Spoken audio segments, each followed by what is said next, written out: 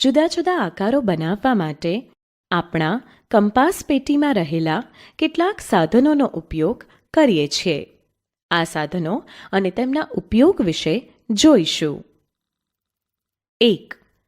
Compass પેટીમાંની માપપટ્ટીની એક ધાર પર સેન્ટીમીટરના આંક અને બીજી ધાર પર ઇંચના આંક લખેલા હોય છે. તેનો ઉપયોગ રેખાખંડો દોરવા માટે અને તેમની લંબાઈ માપવા માટે કરવામાં આવે છે. 2.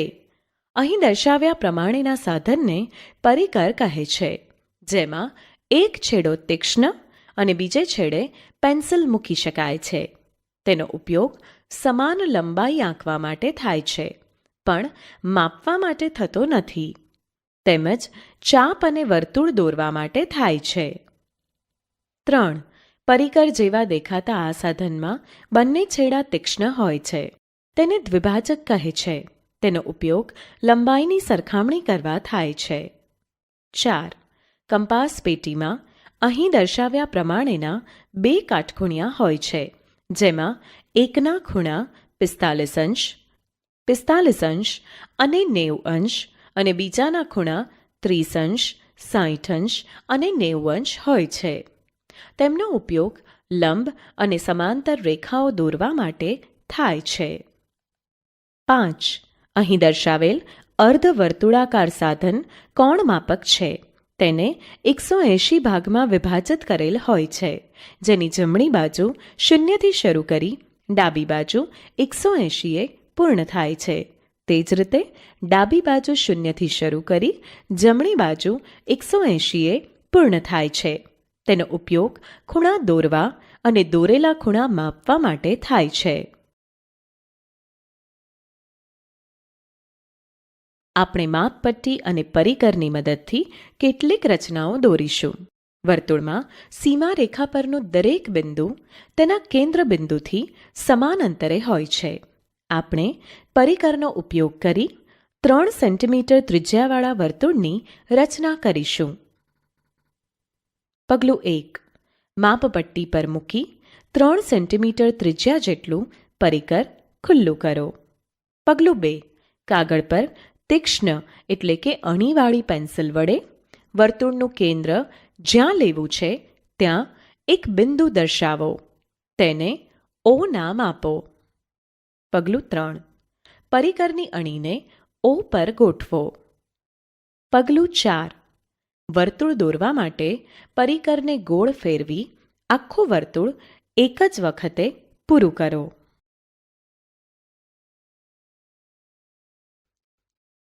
આપણે જાણીએ છીએ કે રેખાખંડને બે અંત્ય બિંદુઓ હોય છે. હવે આપણે માપપટ્ટી અને પરિકરનો ઉપયોગ કરી 4.7 સેન્ટીમીટર લંબાઈવાળા રેખાખંડની રચના કરીશું. તે માટે રચનાના આ પગલાઓને અનુસરીશું. પગલું 1. રેખા L દોરો. તેના પર બિંદુ A દર્શાવો. પગલું 2. પરિકરની અણીને માપપટ્ટીના શૂન્ય કાપા પર મૂકો. પરિકરને એટલું ખોલો એટલે કે પહોળું કરો કે જેથી પેન્સિલની અણી 4.7 સેન્ટીમીટરના આંકા પર આવે. પગલું 3. પરિકર પરનું માપ બદલાય નહીં તેની કાળજી રાખીને પરિકરની અણીને A પર મૂકો અને પરિકરને ફેરવીને Lને B આગળ છેદતી ચાપ દોરો. પગલું 4. રેખાખંડ AB જરૂરી લંબાઈનો રેખાખંડ છે. આપણે એક રેખાખંડ રચવો છે કે જેની લંબાઈ આપેલા રેખાખંડ ABની લંબાઈ જેટલી હોય. માપપટ્ટી અને પરિકરનો ઉપયોગ કરી આ રચના આ પ્રમાણે કરી શકાય. પગલું 1. જેની લંબાઈ ખબર નથી એવો આપેલ રેખાખંડ AB છે. પગલું 2. પરિકરની અણી A પર અને પેન્સિલની અણી B છેડા પર રહે તે રીતે પરિકર ગોઠવો. આ પરિસ્થિતિમાં એ બે વચ્ચેનું અંતર રેખાખંડ ABની લંબાઈ જેટલું છે. પગલું 3. કોઈપણ રેખા L દોરો. L પર કોઈક બિંદુ C પસંદ કરો. પરિકરની સ્થિતિ બદલાઈ ન જાય તે રીતે તેની અણી C પર મૂકો. પગલું 4. પરિકરને ફેરવીને Lને કોઈ એક બિંદુએ છેદતી ચાપ દોરો. તે બિંદુને ડી કહો. હવે રેખાખંડ સીડી એ રેખાખંડ એબીની નકલ છે.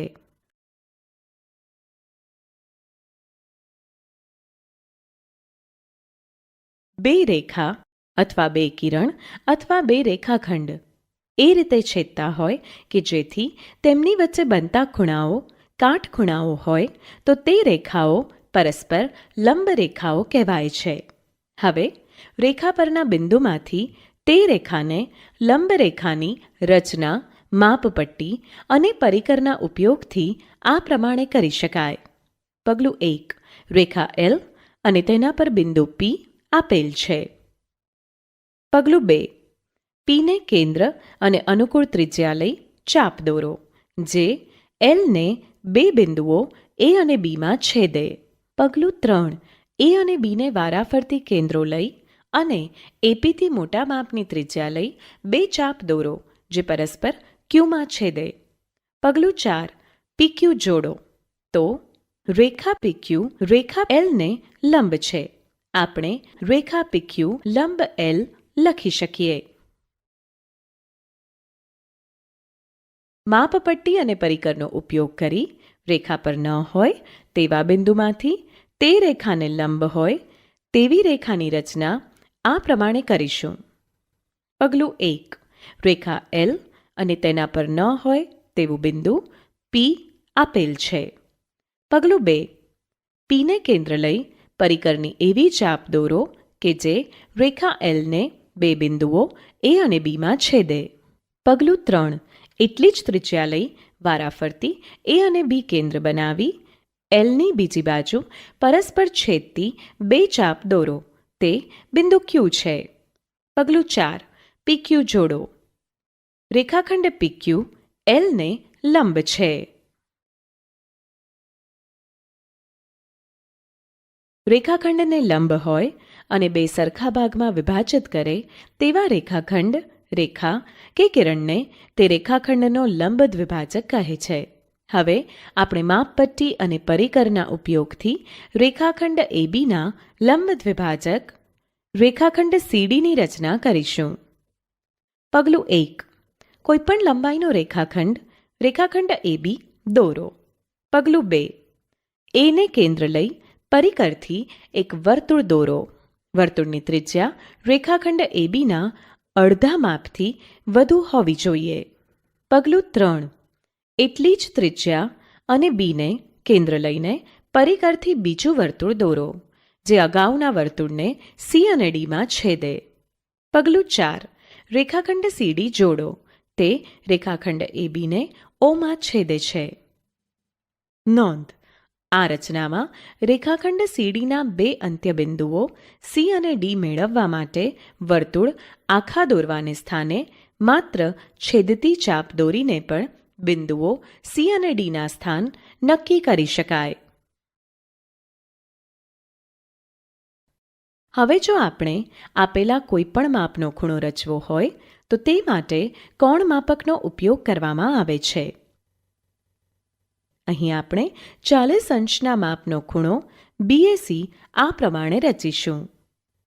પગલું 1. કોઈપણ લંબાઈનો રેખાખંડ એબી દોરો. પગલું 2. કોણ માપકનું કેન્દ્ર એ પર અને તેનો શૂન્ય આંક રેખાખંડ એબી પર આવે તે રીતે કોણ માપકને ગોઠવો. પગલું 3. બી તરફના શૂન્યથી શરૂ કરો અને 40 અંશના આંક આગળ બિંદુ સી મૂકો. પગલું 4. એસી જોડો. ખૂણો બીએસી માંગેલ ખૂણો છે. જેનું માપ જાણતા નથી એવા ખૂણાની નકલ સીધી પટ્ટી અને પરિકરની મદદથી રચી શકાય. અહીં ખૂણો એ આપેલ છે જેનું માપ ખબર નથી. હવે આપણે ખૂણા એના માપ જેટલું જ માપ ધરાવતો ખૂણા પીની રચના આ પ્રમાણે કરીશું. ખૂણો એ આપેલ છે જેનું માપ ખબર નથી.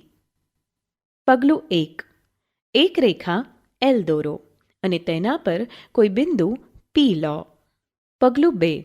પરિકરની અણીને એ પર મૂકો અને એક ચાપ દોરો જે ખૂણા એના કિરણોને બી અને સીમાં છેદે. પગલું 3. પરિકરની પહોળાઈ એટલી જ રાખીને તેને પી પર મૂકીને ચાપ દોરો જે એલને ક્યુમાં છેદે. પગલું 4.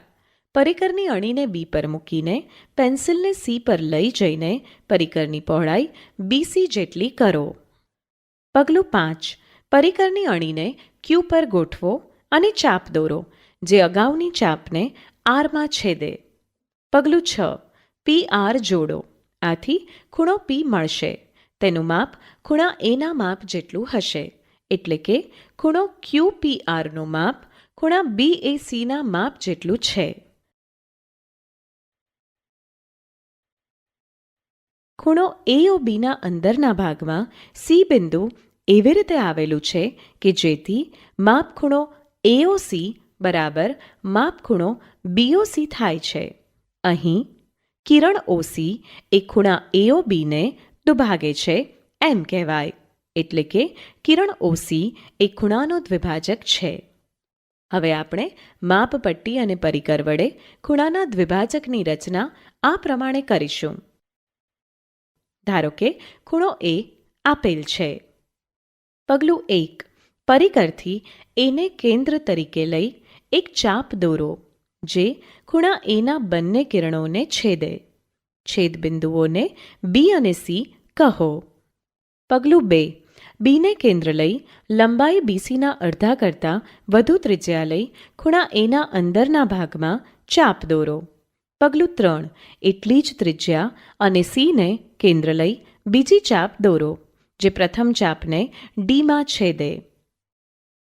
રેખાખંડ એડી એ ખૂણા એનો દ્વિભાજક છે. કોણ માપકનો ઉપયોગ કર્યા સિવાય માપપટ્ટી અને પરિકરનો ઉપયોગ કરી કેટલાક વિશિષ્ટ માપના ખૂણાઓની રચના કરી શકાય. 60 અંશના માપના ખૂણાની રચના આ પ્રમાણે કરી શકાય. પગલું 1. એક રેખા એલ દોરો અને તેના પર બિંદુ ઓ મૂકો. પગલું 2.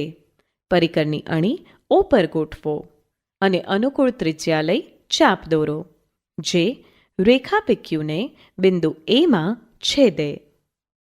પગલું 3.